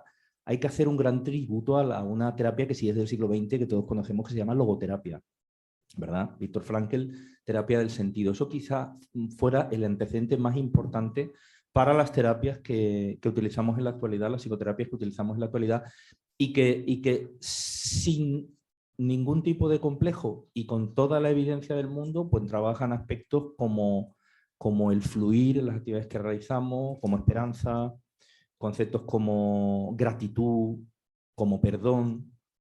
Esto no estaba visto en las terapias anteriores. En ese sentido, quizá la terapia más significativa, más paradigmática, quédense con el nombre, y con más evidencia, y que representa muy bien esta evolución, porque era una terapia conductual, y como ustedes saben, el conductismo dentro de la psicología es el paradigma del experimentalismo, es la terapia aceptación y compromiso.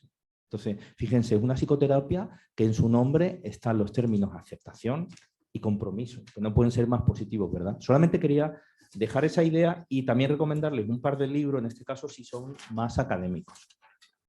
Esos dos les permiten acercarse un poco a cómo lo de la psicología positiva aplicada hace referencia a los tratamientos, es decir, cómo se llevan a cabo tratamientos psicoterapéuticos que se basan en psicología positiva. A diferencia de los dos libros anteriores, estos sí tienen un perfil un poquito más académico que los anteriores, que eran más divulgativos. Y creo que hemos terminado, ¿no, Paco? Así es. Es mentira, Ya pero es verdad. hasta eso. Muy bueno.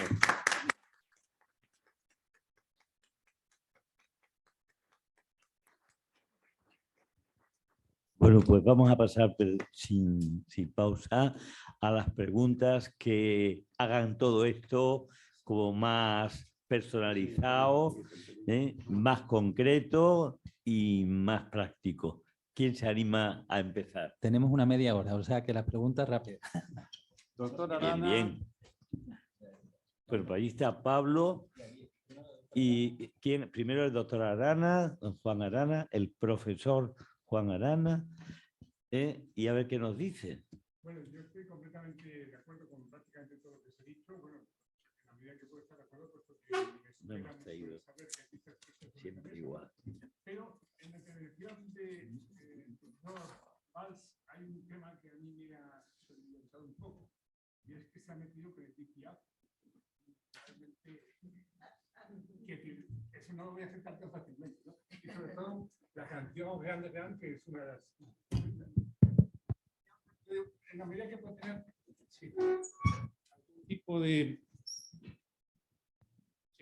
algún tipo de rendimiento para este asunto, que el verbo francés regretter no está bien traducido como arrepentirse. No me arrepiento de nada, eso lo dirán las folclóricas, porque luego no lo dijo Dipiaf ni el autor de la canción concreta, ¿no? La traducción más exacta de regretter es lamentar o añorar. O sea que no sería, digamos, que no es que no me arrepiento, sino que no lo lamento, porque lo pasado está pasado, ¿no? Porque además la canción continúa diciendo se pillé, balayé, oublié, je repars zéro, que es lo que dice al final. O sea, el pasado está pagado, está barrido, está olvidado y ahora parto de cero. Con lo cual, de alguna manera, el arrepentirse sin más no vale de mucho, ¿no? El arrepentirse es, digamos, la fase inicial antes de pagar. Y una vez que pagas, ya puedes barrer y olvidar. Y una vez que olvidas, puedes empezar otra vez de nuevo, ¿no? Con lo cual, yo creo que es una canción que tiene un sentido bastante diferente del que, de alguna manera...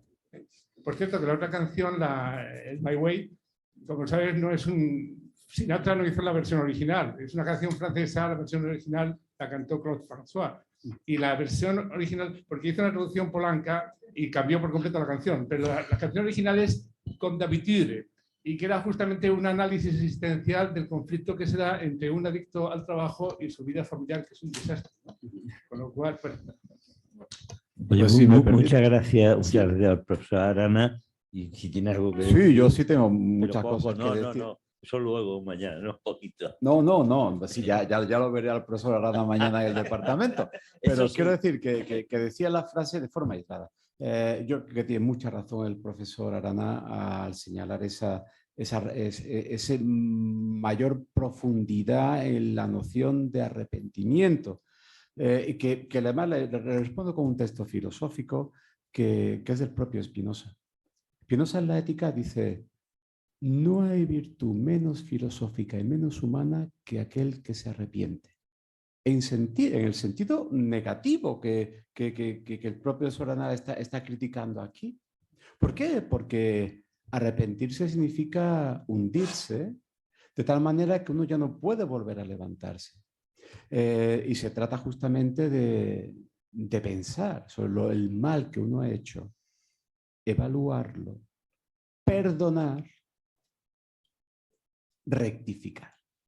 Ese sentido positivo del arrepentimiento, que, bueno, yo no soy especialista en Edith Piaf, ni en canción de esos años, ¿no?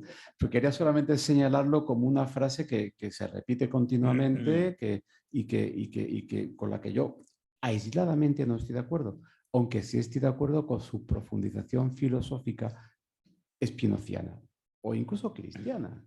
Es decir, arrepentirse, pedir de perdón, rectificar y empezar de nuevo. Muy bueno, oye, qué consejo más práctico y animante. Luis, ¿tú querías decir algo? Ah, Pablo, es verdad. Bueno, mi pregunta es corta, pero si ahora una de las soluciones ante todo este problema es buscar la felicidad en en la misma búsqueda del sentido, de la búsqueda de la sabiduría y de la virtud. En vez de convertirnos en unos alcohólicos al trabajo, ¿no nos podríamos convertir en unos adictos a la búsqueda de la felicidad en un sentido terrenal? No, Sigue.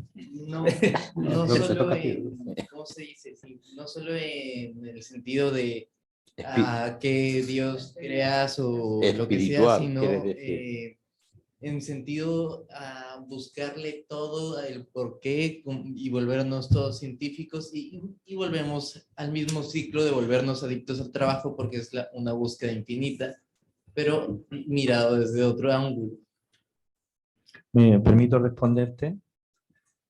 Con eso hay mucha gente que está ganando mucho dinero. Por eso advertí cuando puse las portadas de los libros que aunque tengan títulos basura, bueno, cuando uno ve quién lo escribe y conoce a quién lo escribe, sabe que los puede leer, pero que es verdad que es una auténtica tiranía y hay gente que se siente infeliz de repente y no lo sabía. Es que la felicidad no se busca, la felicidad se encuentra. La felicidad al final ocurre cuando, por ejemplo, si hacemos caso a un modelo como ese, empezando por lo básico, por lo más animal, por supuesto, no es lo mismo el bienestar que el malestar. En términos generales, por ejemplo, los que viven en una sociedad occidental, pues el bienestar es mucho mayor que el malestar y a partir de ahí tenemos un buen principio, pero está claro que todo lo demás un poco va apareciendo. Hay, en relación con eso,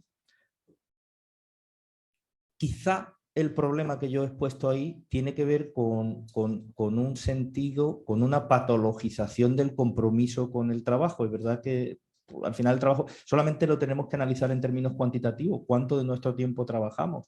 Claro, hay trabajos que son imposibles para hacerse adicto, ¿verdad? Todos sabemos que hay trabajos que son imposibles para hacerse adicto, pero hay otros trabajos que son trampas. Eso, la gente que se dedica a estudiar el comportamiento laboral lo tiene súper bien definido. Y creo que es interesante que lo diga, porque a lo mejor, bueno, pues no lo habéis visto, no lo habéis leído. El trabajo que puede enganchar, el trabajo que te puede hacer adicto es aquel en el que tú planificas, ejecutas y controlas tu trabajo. Básicamente el trabajo autónomo o el trabajo de alto nivel. Es decir, el trabajo donde tú no solamente eres tu jefe, sino que incluso tienes que diseñar cuáles son los objetivos de tu trabajo. Si tú planificas, tú ejecutas, tú controlas. Ese trabajo es ideal para disfrutarlo, pero cuidado que es peligroso para hacerse adicto. Profesor Cano, conozco al que ha preguntado que tiene vocación de emprendedor. Quizá tú estás condenando el emprendimiento o no. Eso es lo que quiero que quede claro. ¿Tú animas a ser emprendedor, creador, etcétera, o eso conduce a la infelicidad? Pero es que no tiene nada que ver. Quiero decir, yo solamente he señalado una cosa que es evidente. Hay trabajos. Un trabajo en cadena, a ese tú no te haces adicto, ¿verdad? El trabajo de una cinta. El trabajo, a mí me gusta decir el trabajo en el que uno ficha, ese no hace adicto. ¿Quién se puede hacer adicto? Un ejecutivo, un profesor universitario. Es decir, Un médico, un profesional psiquiatra. liberal. Ese es el que puede llegar a tener esos problemas. Otros no se conocen, ¿no? Bueno, también uno se puede, todo el mundo en cierta medida es adicto a ciertas cosas. Por ejemplo, el que le gusta comer paella y se va a comer paella se convierte en adicto a comer paella. Teóricamente, si seguimos la definición de la red de adicción, que es volver al mismo punto en el que se empieza, igual, aunque ese tío siempre le duele la panza después, al día siguiente, después de comer paella, sigue comiendo paella porque le gusta mucho el sabor. Pero el punto es lo que te digo, si la búsqueda de la felicidad, ya no como ponías en los apuntes, que no es buscando dar sentido a todo, esta se encuentra, ¿en qué la podemos encontrar? Porque hay tantos ámbitos en nuestra vida, por ejemplo, desde el ámbito social, no es una felicidad continua la que consigues y el ser humano. Son rasgos puntuales que animan las emociones de felicidad. No hay una felicidad última que sea completa para toda la vida. Bueno, para los budistas se dice que sí, pero no soy budista y la verdad no tengo ni idea. Sí, permíteme que responda una cuestión. Depende mucho de la noción de felicidad y de sentido que estés aplicando. Hoy en día felicidad se malentiende como un perpetuo jajaja, jijiji. Y eso no es la felicidad. ¿Qué es la felicidad? La definía San Agustín con un par de palabras preciosas que decía, lo cito en latín y traduzco, aunque la traducción es evidente, ¿no? La tranquilitas animi, la paz del alma. La tranquilidad del espíritu, la paz del alma. Y hay una forma práctica de que el ser humano no tenga que retirarse en lo alto de una columna para vivir esa tranquilidad de espíritu. Cuando el ser humano vive algo de forma externa e impuesta, lo ve de forma aplastante. Yo recuerdo un compañero de trabajo, filósofo, que decía, mira, el planteamiento no es decir, gano X, y por lo tanto me tengo que gastar lo que... Hay una cosa de Charles Dickens en David Copperfield, de un señor que va a la cárcel por deudas y llama a David a hablar con él. Dice, mira David, si tú ganas 99,9 libras de salario, serás feliz si gastas 99,8. Pero serás un desgraciado si gastas un céntimo más, porque entonces se pagaba con la cárcel las deudas. La diferencia estaba en un céntimo.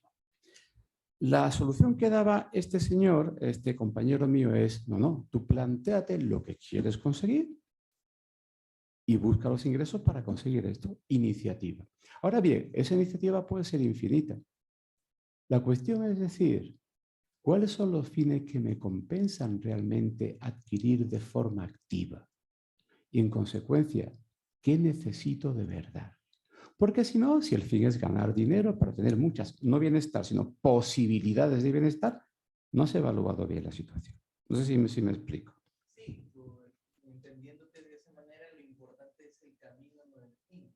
Pues el camino es lo que más tiempo tarda en recorrer y puede llevarte a cosas que son malas. Por ejemplo, Hitler quería un fin de una Alemania toda unificada, pero el camino escogió el peor del mundo, que fue aniquilar a... En este sentido, mira, hay una forma de unificar Alemania que se consiguió en el siglo XIX, que la hizo Wilhelm von Humboldt por encargo del Kaiser de Prusia, que fue crear la Universidad de Berlín. La Universidad de Berlín consiguió la unificación cultural de toda Alemania y lo hizo de una manera muy interesante y muy distinta a la que hizo el austríaco don Adolf. ¿Había alguna pregunta más? Una aquí y alguna otra más. Bueno, de momento, Luis. Bueno, yo quería trasladar a ambos ponentes un dilema que en realidad ha suscitado una tesis que sentó al principio, me ha suscitado a mí, el doctor Álvarez, esta de que la felicidad, las puertas de la felicidad se abren hacia afuera. Schopenhauer. Por mi formación, Por mi formación, ya de entrada puse un poco eso en cuestión porque a mí más bien, me formaron en lo contrario, ¿no? En pensar que las puertas de la felicidad se abren hacia adentro, ¿no? Y he escuchado la competente presentación que ha hecho el profesor Rodríguez Valls, esa descripción conceptual, ¿no? de nuestras circunstancias, ¿no? Y también, por supuesto, digamos el análisis, ¿no? La traducción que se ha hecho de eso al análisis de las emociones de la persona, ¿verdad? Y no me ha quedado claro ni en una parte ni en la otra cuál sería la solución de ese dilema. Si es que tiene alguna solución, me gustaría que cada uno de ustedes pues, se pronunciara al respecto. Bueno, Iván, ¿A quién va la pues pregunta? es una pregunta muy difícil, pero a mí me gusta responder directamente. Yo creo que la solución es las dos. Las puertas de la felicidad se abren. Es como las puertas del oeste, ¿no? De los salones del oeste, hacia afuera y hacia adentro. Si uno mira ¿Me permito poner la diapositiva del modelo? Emociones positivas, compromisos, relaciones positivas, logro y sentido. Ahí hay cosas que son hacia afuera y cosas que son hacia adentro. Yo creo que lo demás es una opción acerca de lo que es más importante. En fin, si lo consideramos, la importancia no sería ni siquiera piramidal, es decir, las emociones básicas, las emociones positivas, básicas, como decía la anterior persona que preguntó, es imposible estar en un estado de felicidad permanente. Por eso, al final, los psicólogos nos hemos tenido que reinventar y hacer una cosa que se llama terapia, aceptación y compromiso. ¿Por qué? Y además, eso es un logro de los últimos tiempos. ¿Por qué? Porque eso lo ha expuesto muy bien el profesor Rodríguez Valls. El ser humano de hoy está bastante poco dispuesto a aceptar lo que no es agradable. Por tanto, la aceptación va por ahí, la aceptación va por la parte normal de la vivencia, que es necesariamente emoción desagradable. Es imposible vivir en un estado permanente de vivencia positiva o emoción agradable. Entonces, desde ese punto de vista, cada uno de los aspectos que hay ahí, bueno, lo más claramente paradigmático de la felicidad se abre hacia afuera, abriendo las puertas hacia afuera, son las relaciones positivas, eso indudablemente. Pero también yo diría, las relaciones positivas lo son en cantidad o en calidad. Una persona extravertida no se conforma con muy pocas relaciones positivas, intensas, profundas. Eso es propio de un introvertido, por ejemplo, pero son las mismas relaciones. Por eso incluso esa que parece más claramente que las demás, que es hacia afuera, que la felicidad hay que buscarla afuera en la relación con los demás, pues incluso ahí hay diferencias. Por tanto, mi respuesta sería esa. Tanto hacia afuera como hacia adentro. Sí, yo quería... Si no pregunto yo... Yo vale, quería vale. una respuesta que la voy a contestar con una anécdota que me contó también el profesor Juan Arana y que creo que va muy en el camino y puede aportar una solución. El profesor Arana es especialista en filosofía de la naturaleza, conoce muy bien el pensamiento de Albert Einstein. Me contó una anécdota de cuando ya los últimos años de Einstein estaba dando ya sus conferencias en Princeton, que fue donde se retiró realmente a sus últimos años de actividad. Estaba dictando una clase, poniendo miles de ecuaciones en la pizarra hipercomplejas, y cuando se escuchó un carcajeo al final del aula y Einstein se paró, se retiró de la pizarra, borró un error que había cometido y lo rectificó. Y respondió al público. Miren ustedes, yo es que no sé calcular bien, pero lo que yo sé hacer bien es pensar. A mí me da igual que la felicidad se abra para afuera o se abra para adentro. La cuestión es que uno piense cómo quiere ser feliz. Y puede ser feliz pensando y decidiendo ser un ejecutivo, y puede ser feliz en el gran silencio, retirándose a un monasterio, digo al silencio con el título de la película, ¿no? Retirándose a un monasterio a mirar para adentro y a rezar por el bien de la humanidad en ese gran concepto de la teología cristiana que es la comunión de los santos. A mí me da igual que sea para afuera o para adentro. Ahora, que sea yo el que lo decida. Conforme a muchas cosas, con mis circunstancias, que sea yo el que lo decida. Pensar. Pensar fines, no solo calcular los medios de los fines que otros nos dan. Hay por ahí una pregunta. Dos puntualizaciones. Si te presentas, por favor, para el que no te conoce. Mi nombre es Francisco Lozano. Bien, Plotino también nos cuenta muy bien cómo es esa felicidad interior, al hilo de lo que estamos hablando de felicidad. Pero también quería hacer una puntualización al topicazo de la personalidad tipo A en el riesgo cardiovascular. Ya nosotros presentamos aquí estudiando pacientes con riesgo marginal, es decir, no tenían ninguno de los factores de riesgo clásicos, y nos encontramos con la sorpresa que la verdadera personalidad era la D, el pasivo-agresivo. Es más, cuento una anécdota muy curiosa. Se organiza la Sociedad Andaluza de Enfermos del Corazón, ¿no? El primer presidente fue uno de los muy pocos pacientes diagnosticados de personalidad tipo A. Pero a nosotros realmente la personalidad tipo A nos supuso el 0,2 y la D, pasivo-agresivo, llegaba casi al 18%. simplemente era aportarse a... Sí. ¿Cuáles son los rasgos de la personalidad de, por favor? Lo define es pasivo-agresivo. Sí. Cuando estaba diciéndolo, Paco Lozano, cuando estaba diciéndolo te estaba mirando y lo estaba guardando para después porque es cierto, la personalidad tipo D, la D viene de distresada. En términos de personalidad es una persona muy neurótica y muy introvertida. Y por tanto es una persona cuya emocionalidad es básicamente casi toda negativa, súper pesimista, etc. Esa es la personalidad tipo D.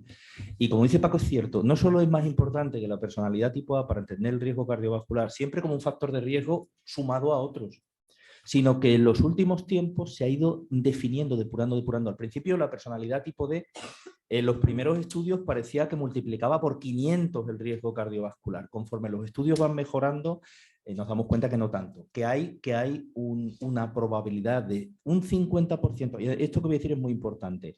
Lo que sí podemos decir es que una persona que ha tenido un problema cardiovascular y tiene la personalidad tipo D, tiene un 50% más de probabilidades de recaer. Entonces, no sería exactamente un factor de riesgo en abstracto. Es un factor de riesgo precisamente cuando ya se ha producido. Ahí es donde está el problema. Que una persona sea tipo D. ¿Cuántas personas de los que estamos en la sala somos neuróticos introvertidos o pesimistas o pasivos agresivos, como lo ha definido? Pues muchos nos podemos entrar en esa categoría. Eso en sí mismo aisladamente no es un factor de riesgo para un problema coronario. Hay otros muchos factores de riesgo entre los cuales ese está incluido. Donde sí hay que poner el foco es si una persona ha tenido un accidente cardiovascular, detectar esas personalidades a nivel de prevención secundaria, porque ahí sí se sabe que el riesgo es un 50% más de recaer. Bueno, aprovecho. Doctor Pino. Sí, venga. Sí, que si no, no me dejan meter baza, tú. Bueno, aprovechando el título de eso, le hago un comentario a cada uno y me encantará oír su opinión. ¿Qué preocupa al ser humano de hoy? Ha dicho el profesor Rodríguez Valls que es lo de siempre. Y yo lo digo, es verdad, ser querido. Y entonces, la segunda, ¿qué repercusiones tiene? Pues cuando una persona no se siente querida, en mi experiencia del trabajo cotidiano, empieza a hacer cosas con las que no está de acuerdo. Es decir, va con una incoherencia, con su integridad, y eso es el camino perfecto para llegar al trastorno mental. ¿Qué les parece estas dos cosas? Bueno, como me toca de turno, pues mire, yo te voy a comentar, doctor Del Pino, yo no soy sanitario, o sea, ahora voy a ver por boca de ganso, como se suele decir, ¿no? Pero sí he estudiado la psicología de Freud buscando su filosofía. Me interesa ese aspecto importante. Cuando Freud describe la sexualidad infantil, es un personaje muy curioso que hay que matizarlo, ha cambiado todo mucho, etc. Habla de lo que es la fase anal. Y eso no se suele entender bien. La fase anal es el placer que encuentra el niño o la niña en el control de sus esfínteres. ¿Controlo o no controlo? Es la primera aparición del poder que existe en la vida humana, del ejercicio de la autonomía, de la voluntad, porque hasta entonces es pura pasividad. Entonces yo sé ya, controlando, es como primera manifestación fisiológica, controlando el esfínter, me hago dueño de mí mismo. Eso es una conceptualización posterior, por supuesto. Pero tiene sentido la noción de poder a lo que ha dicho el doctor Del Pino. Cuando me siento frustrado, a lo mejor la única posibilidad que me queda es manifestar mi poder. Anorexia. ¿Por qué se mueve? Uno no come. Hay muchas causas. No quiero, yo estoy hablando por boca de ganso ahora, ¿eh? O sea, vamos a ir, compréndanme ustedes, pero quiero poner el matiz de eso. Una de las causas es por qué. Es la única forma que tengo de controlar mi vida. El único momento que tengo de ejercer mi voluntad, porque todo me supera. El poder, el querer, la acción que se manifiesta de forma natural, buscando la afectividad de otro y que espera ser compensada, se vuelve patológica y se convierte en agresiva y se convierte en destructiva. Porque es verdad, doctor Del Pino, la felicidad es relacional. Ahora, fíjense ustedes una cosa. Me voy a poner místico. San Francisco de Asís. Cuando en su oración, clásica, está en todos los... que busque más amar que ser amado. Que busque más servir que ser servido. El inicio es el paso del don y de la gratitud a otros. Y después valorar más o menos lo que uno reciba o no reciba. Pero es el pensamiento, la gratitud, el don, el primer camino para hacer la felicidad. ¿Estamos ya fuera de tiempo, profesor Del Pino? Sí. ¿O dentro de tiempo? ¿O qué? Yo quiero... perdón, Cano. El doctor Del Pino hace preguntas que él respondería mejor que nosotros, que le vamos a responder, pero he de decirle, en relación, hilando un poco la respuesta de Paco, en los circuitos de la psicología académica científica, Freud produce alergia bastante, pero sin razón, sin razón. Una de las cosas, lo digo enlazando esto, porque una de las cosas que le debemos a él y a su legado es establecer la importancia, quizá al principio era exagerada, pero por muchos intentos de relativizar la importancia que tienen las relaciones tempranas de la persona con su entorno, al final nos damos cuenta, cuanto más investigamos, más nos damos cuenta que es la base, es donde se establece el patrón de relaciones que una persona va a tener a lo largo de su vida. Ahí es donde estaría ese problema de no ser querido, que es muy difícil de contrarrestar, y si llega a situaciones graves, no sé, estoy pensando en el trastorno límite de personalidad, se puede ayudar a la persona, pero vamos, en términos no, en términos de restablecerse y tener una personalidad normal es muy difícil. Por supuesto que sí, claro que sí. Segundo la respuesta de Paco. Muy bien. Bueno, si quieres cerrar. Yo quería, por ahí preguntan, yo quería decir una cosa que ha quedado como un complemento pequeño. En Barcelona se hicieron una serie de estudios en la cátedra de psiquiatría universitaria acerca de cuáles eran los rasgos que más psicológicos que más afectaban a la patología coronaria. Y que resultó que era la represión contenida, la represión, la hostilidad de una persona hacia los demás, personas o entidades, la hostilidad reprimida. La hostilidad manifiesta puede ser mala, puede tener consecuencias, pero la hostilidad reprimida era la que tenía una traducción de lesión cardiovascular más notoria. Se trabajó bastante, se investigó sobre ello y por ahí andan un dato simplemente. Yo creo que lo que tenemos que hacer es terminar. Perdón. Mario, adelante. Si entra en tiempo todavía. Muy breve. Brevito. Vale. Bueno, los que venís de filosofía sabéis que el hedonismo a lo largo de la historia ha tenido muy mala fama. Incluso en nuestra sociedad a día de hoy, uno de los calificativos negativos con el que más se le ataca es ¿qué hedonista es? Y con eso ya se resumen y se contestan tantísimas cosas. Y me viene a la cabeza un filósofo que es uno de mis favoritos, Epicuro. Epicuro durante muchísimos años de esa escuela helénica, durante muchísimos siglos, aérea, la escuela cirenaica, se le echó muchísimas... Pero se crearon las cintas contra él porque se le tildaba de un hedonismo sin ética, un hedonismo sin cuidado, un hedonismo abandonado a los instintos más primarios. No era así, por otra parte. Entonces, a mí, sin virtud, ¿no? Yo cuando... Hay un libro por ahí de Linus y se llama Apicracio. Es que autores de la sociología y la filosofía, bastante interesante. En el que, bueno, es muy crítico con la psicología positiva, pero no vengo a secundar las tesis de ello, vengo a rescatar algunas cosas de lo que se dice. Que a mí me da la impresión, en la psicología positiva, de los trabajos seminales de Seligman, aquellas tres vías, ¿no? Lo de emociones, propósito y compromiso. Compromiso. Si nos fijamos, las dos últimas vías son muy eudaimonistas. La primera que es más hedónica. Sí. Y a mí me da la sensación que en el recorrido posterior, los 40 años más o menos que tiene la psicología positiva, el acento eudaimónico es muy potente.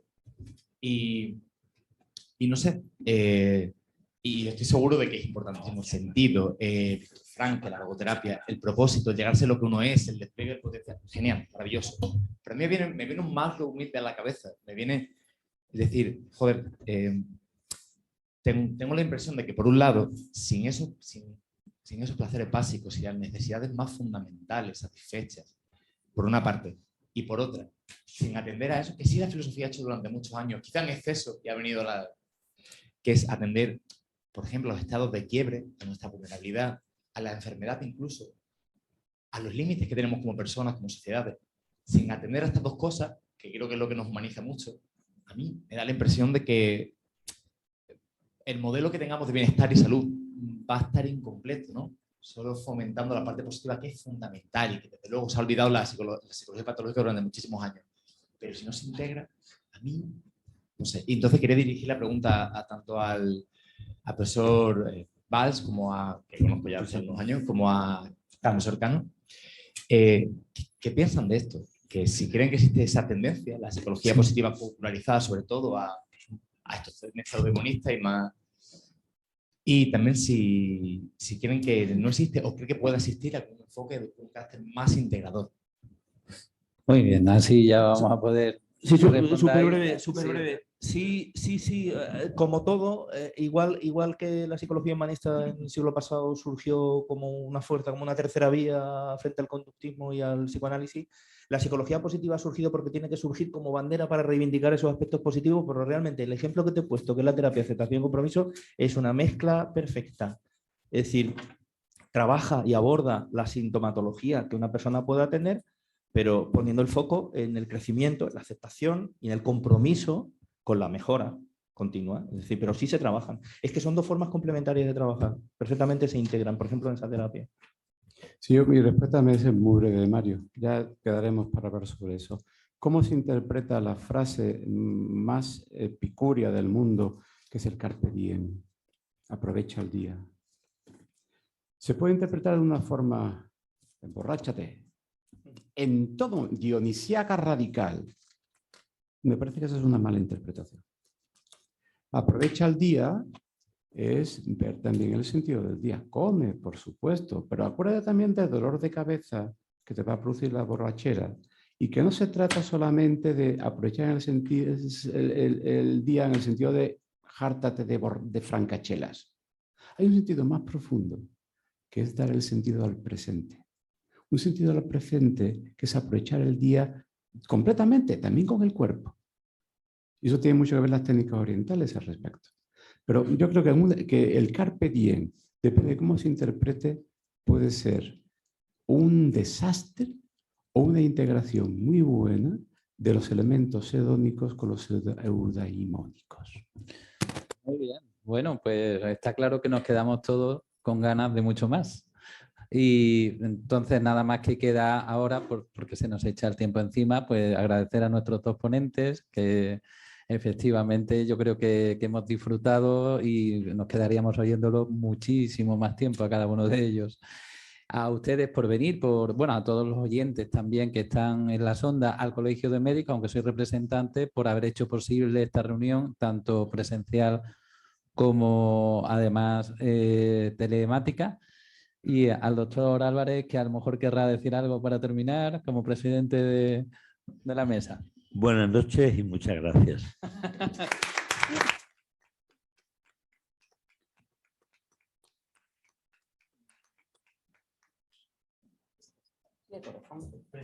Ah, te han tocado las actas. ¿Ah? Doctor Cano, le ha tocado. Lleva llorando ese libro. Bueno, ese que te cuento.